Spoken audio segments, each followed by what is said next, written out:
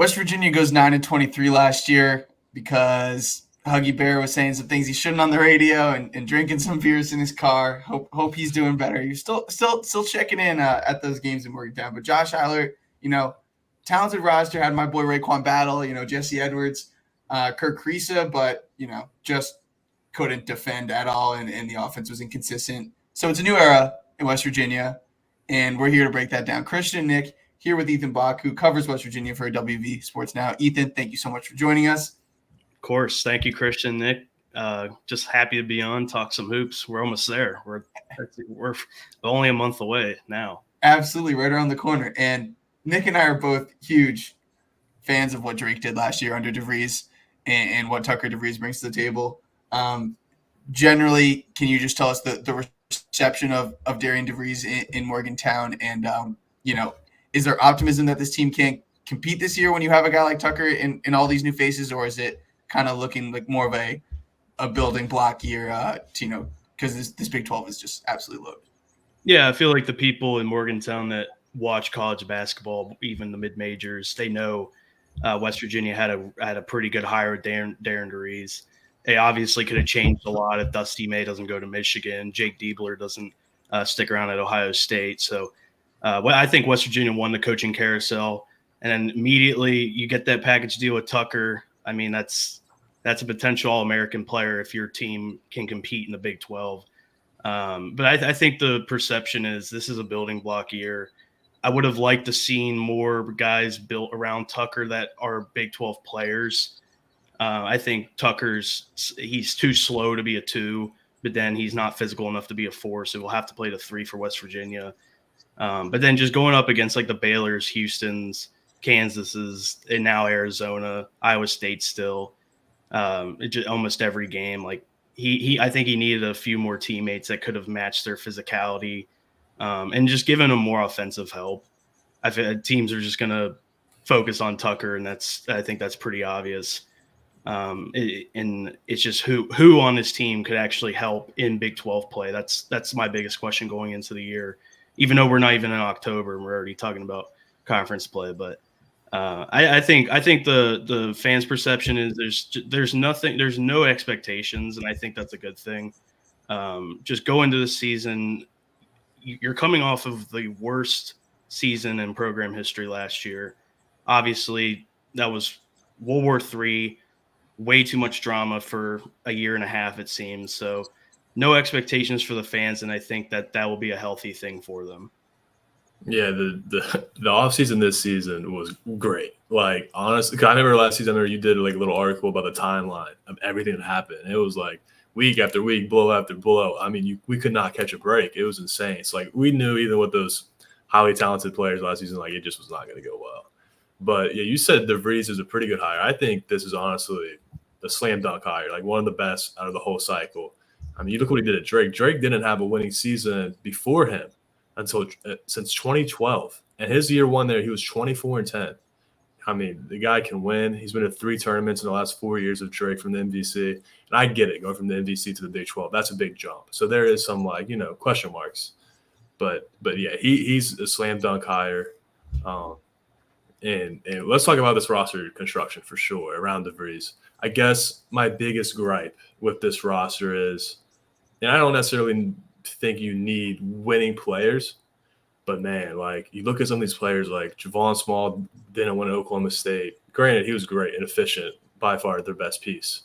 But then you have guys like Toby Okani, who hasn't been a winning college career player. Eduardo Andre at Fresno wasn't a winning college player. I like that DeVries is a winner. And the best player on the team, Tucker, obviously is going to be the leader, and he's a winning player and a good culture guy. But how do you think it all comes together year one? Yeah. I mean, this is like with or without DeVries, West Virginia's had like 4 straight seasons of having an entire new roster. So I think the program and the fan base are used to it. But for DeVries, like you said, he wanted Drake like 6 straight 20-win seasons. That I mean, especially a Drake, like that's really hard to do. So Darren DeVries clearly is going to be able to mesh guys together. And glass half full optimism. This West Virginia team last season was still wondering who was going to play game 1. The Darren DeReese has had the entire offseason to have all of his guys they're at summer workouts, even though they only bring back one returning player in Ofri Neve. At least that team chemistry was able to be normal for a college basketball team in 2024. So I think it'll be interesting because like I thought Darren was going to bring more than Tucker from Drake. And now Tucker has a whole new set of teammates. So now he's got to cater to those type of play styles. Javon Small's going to need the ball in his hands as well too, and possibly Jaden Stone as well. But yeah, I wish like Eduardo Andre I think would have been a good piece off the bench, and he still might come off the bench if they play small with Monty Hansberry. But I wish they went and got more. Just attack the portal with bigs earlier. I think everybody had a problem with the portal bigs once we got into the later part of April. There wasn't really much left outside of those guys that were getting a huge bag to go to a Power 5 school. But there really wasn't much depth after that. So West Virginia took Eduardo Andre. But these play styles are interesting. It's interesting how they're going to mesh them together because Tucker isn't necessarily – he doesn't play like a Big 12 player. I see more Big 10, Big East type style. Just skillful, but he's got slow feet. And he's not as physical as these guys on Houston, Baylor, et cetera, all these wings. But I think they do have a mold of a Big 12 roster that they can build around at least. So in DeVries' tenure at Drake, there were a couple staples of his team's identities. One of them was defensive rebounding. This team was second last year in defensive rebounding percentage and fourth the season before. And then taking care of the basketball, they've been top 40 and they were 13th twice in the past 4 years in turnover percentage offensively. So, I mean, those are two areas to me that are so much about coaching, right? So I'm confident saying this team's going to be coached well. And I agree that Tucker, especially with the lack of surrounding threats that Big 12 defenses could, make life hell for him. I guess what I want to ask about, kind of a two-part one. One, you mentioned not bringing the guys from Drake, Kevin Overton, Connor Enright, Aiden Wright. Who's the Yeah, that was a big guard. Aiden, yeah. Yeah. Those are the three main dudes. Aiden, yes. Do you know why they didn't come? Did they not want to stay with him, or did they just get better offers elsewhere? And then part two is Darnell Brody was a huge piece of what Drake did, having just a massive human being that was skilled in the post and it could share the ball and take pressure off Tucker, right? Because it allowed Tucker to play off the ball when you had another dude that the offense could legitimately run through. Does this team have a post scorer that you think can be one-on-one on the block and be a threat to score down there? Yeah, on the first part with Connor Enright, Aiden Wright, Kevin Overton. I mean, obviously Darren, and then at that time he had Nick Norton as an assistant, also from Drake. It was really just those two guys, and obviously they reached out. They did the direct contact. They hosted Enright for a visit, and they tried to get Aiden Wright on campus, and same with Kevin Overton. I just think in the end, West Virginia wasn't prepared to all of a sudden host all these transfer visits, even if it's Darren's own guys. They didn't have a staff in place.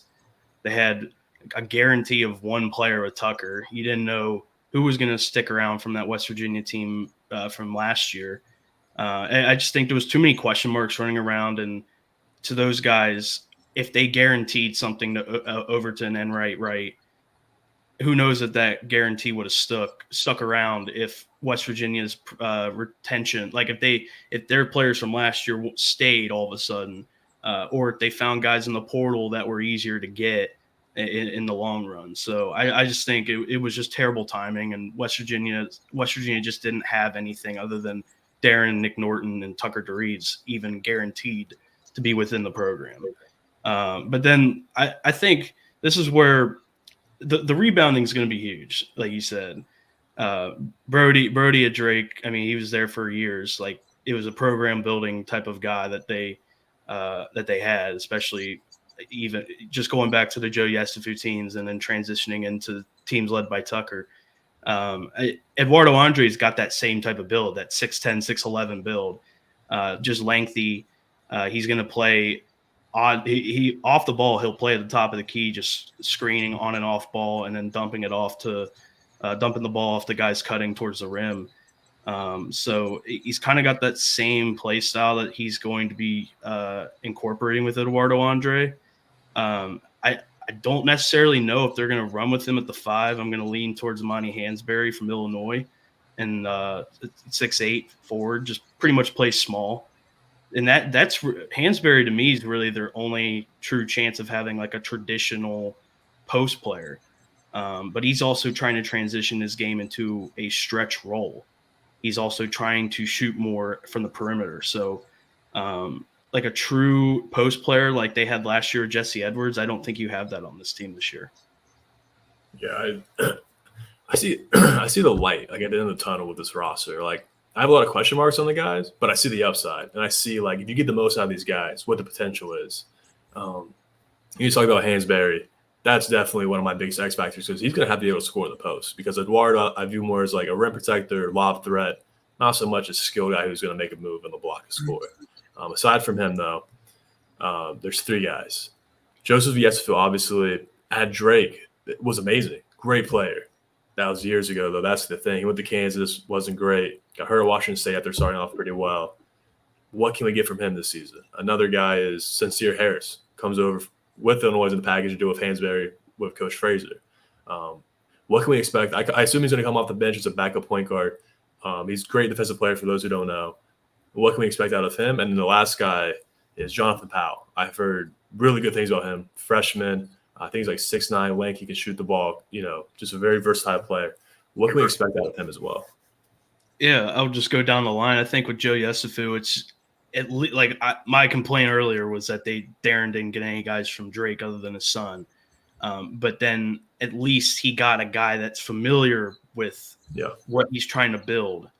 Even if it was a few years ago, 2 teams ago, adding Joe Yesufu is just big for the culture factor long term.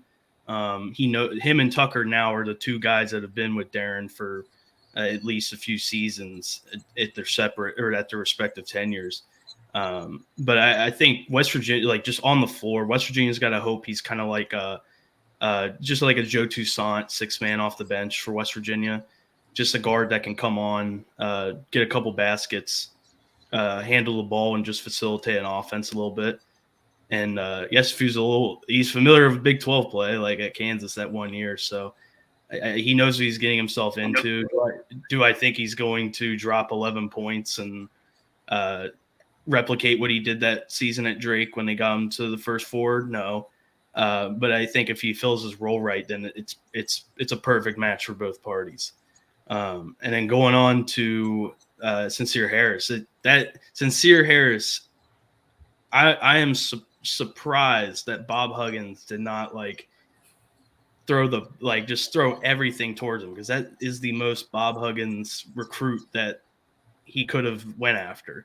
Ohio kid, just kind of like just guards the ball handler, just almost just sicko-ly, I guess is the right word to use. Javon Carter-esque. Yeah, Javon Carter-esque. I didn't want to throw that name out yet, but just kind of that same mentality, like a Javon Carter, Deuce McBride, Keedy Johnson, just that kind of build. But Sincere Harris, yeah, I think this will be coming off of redshirt year. This is a year for him to kind of prove that he shouldn't have had to take a year off at Illinois as a sophomore. This will be a new beginning for him, even though he's following Coach Frazier. It's good for him. It's good for him to just come off the bench, and that whole starting lineup is pretty much consisted of 5th-year seniors. So he's going to get his opportunity next season if he sticks around. But I like his defensive potential, but I want to see what he can do on the offensive end this season. And then moving on to Jonathan Powell, that's one of my X factors as well. Just like I watched him in practice. They let us watch practice in July, and he's like, as a freshman, he's just smart. His build's a little bit like Jalen Bridges. That's what it mostly reminded me of. It's on the offensive end, at least, not defensively yet, but He's that 6'6", 6'7" type wing player. He's going to score the ball. That's the thing. This team needs scoring, and Jonathan Powell, I think his freshman year could even contribute to that, getting a few baskets a game at least. But I would like to see Darren DeReese build this team long term around Hansberry, Harris, and Powell. Is Yesufu healthy? Good to go? Yeah, he's back doing basketball activities. He's back practicing. But it took a few months, but yeah, he's back on the floor. Okay, few things that you just sparked in me. First off, on Yesufu, like, dude scored 26 and 21 in 2 NCAA tournament games. Like, just did not fit at Kansas. Like, we've seen it happen with Bill Self before, that some of these mid-major transfers go, and he's like, I'm not getting enough out of this guy. Like, I just don't really trust him out there. And then Nick said it, like, he was looking more like himself at Wazoo, which was a good team last year, and he definitely could have been involved if he stayed healthy. Anyway, would love to see him, look close to who he was that sophomore year at Drake. Real quick, you said Javon Carter, Deuce McBride. Did you say KD Johnson? I feel like that was a little disrespectful. Sorry, West Virginia greats. Yeah, not KD Johnson, KD Johnson. Okay. Yeah. It's like KD Johnson from Auburn. We're not throwing him in the category. Those two matched up against each other in like the SEC Big 12 game one year, and that just threw everybody off. Like KD Johnson and KD Johnson. Yeah, but no, Kedrian Johnson, not KD. Okay. Much more like. And then, okay. I've tried to, on some of these teams that have been like pretty clearly projected to be at the bottom of their leagues, I've always tried to have the optimistic spin. And here's my optimistic spin about West Virginia. I do think the questions lie in the front court, but I really think there's a chance that the gravity that Tucker DeVries has as a player, in the way that Darren DeVries has put out winners every year at Drake, and the stylistically how his teams play. I mean, I watched Drake, like, I think their last maybe 7 games of the season last year. I was a huge fan of the way they played, because obviously Tucker was the guy, but it just worked. Like, let me dig into that a bit. I think with a coach's son of like an ISO, like, he kind of plays like Carmelo Anthony in a way, right? Like the way that he likes to score the basketball. But having, like I said, the post guy, which may not be a factor, but it was the fact that there were so many other ball handlers on the court, which is what I loved, right? Because it was Overton, it was Enright, it was Enright. They just passed the ball really well. Simply put, they passed the ball really well, and there were just a lot of guys who could create off the bounce. Basically, everyone could create off the bounce except for Big Brody. And you look at this backcourt, and you've got Javon Small, who's played in this league and averaged 15 and 4 last year. You've got Sincere Harris, who's a talented guy who's in Illinois.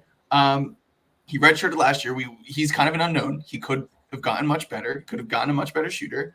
But that's still a Big Ten guy. And then Jaden Stone, you come from a super losing program at Detroit Mercy, but still a guy who scored 21 points a game in college. Like, he can put the ball on the floor and can make things happen. And his efficiency should go up, like just not being on a dreadful team. And then Yesufu, who we talk about, we've seen him at his best. So all that to say, that's 4 potentially very capable guards in this league that can, play alongside Tucker and be well coached and make this a good offensive team. So that's my positive look. I definitely think there's some questions in the front court, and defensively, I don't know what to project this team to look like. But what are your thoughts on my projection of that backcourt of being guys that can, complement Tucker and play well off?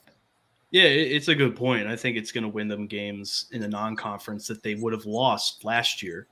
But my question to that then is, once they get the Big 12 play, they're playing against these freakish athletic, fast-paced defensive teams. Are they going to be able to find an open shot, pass well enough to where the offense is actually facilitating?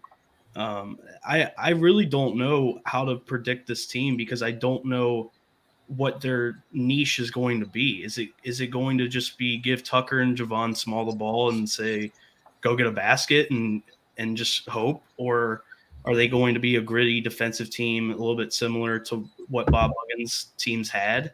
Like, they have guys like Toby Okani, Eduardo Andre, Sincere Harris, Toby Okani just leading that way, especially on the defensive end. Like they have the chance to win games defensively. I just don't know the difference between non-con and Big 12 is just the biggest question mark for me because I don't think they have enough Big 12 players. That's the problem. But I do think they have at the top between Tucker DeRees and Javon Small, they have two really talented guys that could end up on the all Big 12 team. And Tucker should be first or second for sure. Yeah, I agree completely. I think the identity of the team has to be defense first. You have to get stops. I mean, it's the Big 12. It's a gauntlet. There's going to be nights where your offense is just stuck in the mud. That's just the nature of the beast. So I agree. The identity has to be on defense. I agree. Tucker, if we have success, he should be first team all conference. I would be hard-pressed to not see that. Non-personnel question-wise, because I'm a WV fan, so we got to talk about the schedule a little bit. We don't talk about schedules much on this show. This is like the biggest non-con tournament they've been in, I mean, as far as I can remember in years, going out to the Bahamas for Battle for Atlantis, or the Atlantis, actually, for Battle for Atlantis. Round one, we got Gonzaga. And then win or lose, we play either Indiana or Louisville, I'm pretty sure. Yep. What do you think of that? Like I guess, what are your expectations from those two games alone? Yeah, so Darren DeRees, like, I don't know what he did to like the schedule makers already, but playing at Kansas on New Year's open up Big 12 play, and then West Virginia fans' least favorite non-con opponent probably Gonzaga. Gonzaga's always had WVU's number, so it just seems like Darren DeRees is like being thrown right into the gauntlet of just bad scheduling luck, I guess, for West Virginia. But Gonzaga should be able to beat West Virginia. They have enough talent to. But then that Louisville Indiana matchup's really interesting, and I think we'd all agree on that. They're all like, especially Louisville and West Virginia. Those are two a little bit similar situations in a sense. I think Louisville's got a lot more energy with Pat Kelsey right now, and that's going to be evident regardless of how many games they win. I think Pat Kelsey's energy is going to keep that fan base at least excited compared to the Kenny Payne era. But I think with Louisville, like with Pat Kelsey, they brought in. I like their transfer class a little bit more. So if West Virginia did match up with Louisville today, I'm probably taking Louisville. But then the rest of the field is just interesting. Like West Virginia could play Arizona in a non-conference game. They could play Oklahoma in a non-conference game, and then Providence is looking to get into the tournament and get momentum in the tournament with Kim English. And then you also have Davidson in there. So I'm expecting, I just want to see West Virginia compete in that. I think that's the best case scenario. And it sounds cliche and it sounds like, oh, they're like West Virginia kind of is just expecting to have a losing season. Just if you're saying that in a tournament from November. But I think it would be telling if they're able to keep a game with Gonzaga. It doesn't even have to be like Gonzaga wins by a basket. Just keep it relatively close.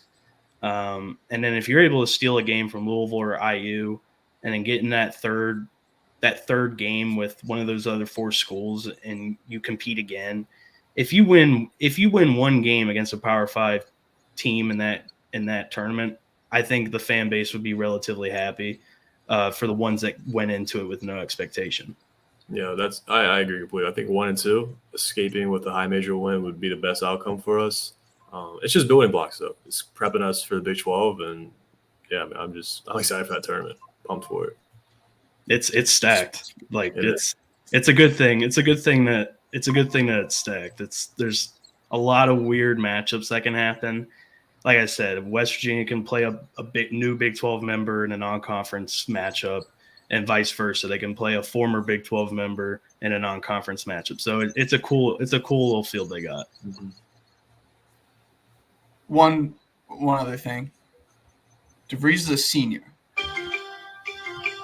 That means I think that he can come back next year if he wants to. Do you think? And I know I'm getting ahead of myself here, but I think that kind of changes, just the way this year is viewed a bit of like, if momentum can be built and this team can not be bottom 3 in the league and win 17, 18 games and like Tucker comes back with, a new recruiting class and some more portal ads. Like I think that would be an awesome start to Reese's tenure. Before you go, any word on that, or if this seems like a 2-year plan for Tucker here? Well, I think just everybody's just already forgotten about just what old college basketball used to be. Tucker only has this year because he doesn't have his COVID year. That's what people forgot about, just players only having 4 years. So that's what I mean with this program. Like they have a lot of 5th-year seniors, but they also have guys like Tucker who only have that 4th year. They don't have that COVID year. So they got to build around Jonathan Powell, Monty Hansberry, Sincere Harris, just those guys that still have 2-3 years left. Believe me, I think every West Virginia fan wished Tucker had that 2nd year without him even playing a minute for the Mountaineers yet. But I think coaches, players, media members, fans, everybody's like already forgotten about the COVID years are starting to end. There's still guys out there that still have their COVID years, but those are like the rare situations. So yeah, now we're back into a more sort of traditional college basketball look. Well, you never know. It's college basketball. Anything can happen, especially when you have a players. So, hoping for your guys' sake that West Virginia can surprise some people this year. Yeah, it's gonna be interesting. I like I said, I don't think the fans should have any expectations. Last year sucked. Nobody's gonna even sugarcoat that. Last year sucked. Bob Huggins, from the beginning of Bob Huggins' good transfer portal class that he was bringing in, to the unraveling of him ending up getting fired, resigned, whatever you want to call it now, and then just a terrible year with guys that couldn't get on the floor. Now you have a coach in Darren DeReeves who's won at Drake. He's won at the mid-major level. He was at Creighton for nearly 2 decades with Coach McDermott, Coach Altman. So they have a guy that can win games, and I don't know if this team has Big 12 talent on the roster, but what I do know is Darren DeReeves is a great X's and O's coach, like you guys said. They're going to win games that they should not win at all. But I think the expectations for this season should just be let it play out, see what the outlook is long term. It's really year 0 in my opinion. I mean with Tucker, we want to win with Tucker, but this is like the building blocks. This is the guy that's going to be at West Virginia for a few years, I can imagine, and he's just a no nonsense guy. So like we're trending in the right direction, 100%. Well, there you have it. Thanks again for joining us, Ethan. You've been awesome. And like I said, hope there's some things to excite you guys about this. Yeah. Thank you, Christian and Nick, for having me on. I appreciate it.